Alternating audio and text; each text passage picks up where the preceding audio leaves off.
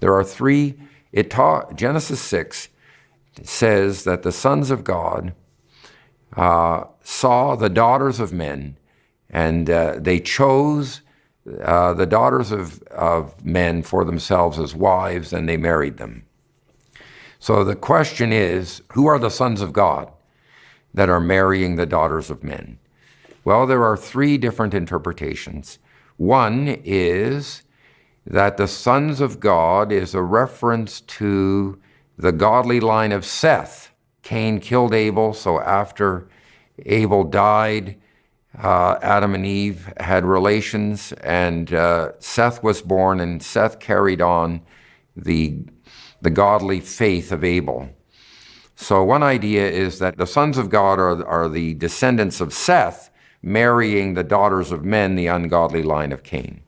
Second interpretation is that the sons of God refers to angels, angelic beings, intermarrying with humans. The third idea is that the sons of God are heroes from the mythical past, tyrant kings. We have stories from the ancient Near East, for example. We have stories of a person by the name of Gilgamesh, and he was part god and part human and accomplished many mighty feats. So how do we find the right interpretation? The exact expression, sons of God, only occurs 4 or 5 times in the Hebrew Bible. We have one occurrence here in Genesis 6. We have 2 occurrences in the introduction to the book of Job. In the introduction to the book of Job, we see God gathering in his heavenly court, his heavenly assembly with the angels. And the angels are called sons of God there. There's another occurrence in the book of Job, Job chapter 38, where God is challenging Job, and he says, where were you when I created the world? When he created the world, the sons of God sang for joy.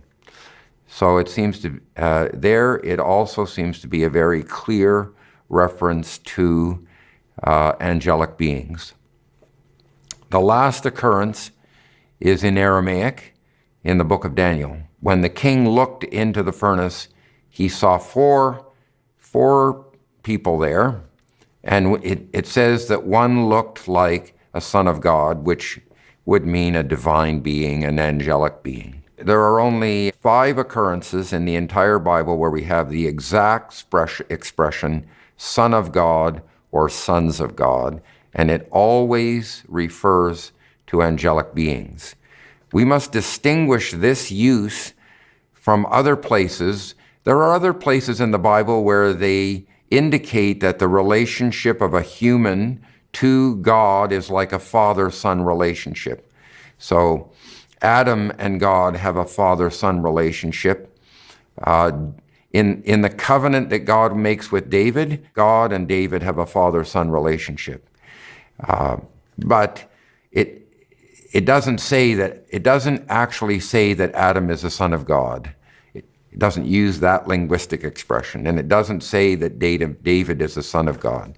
So the only time that linguistic expression occurs in the Bible, it always and very clearly refers to angelic beings. We also have the witness of the New Testament. So there are 2 passages in the New Testament that refer to this. One is 2 Peter chapter 2, and the other is the book of Jude.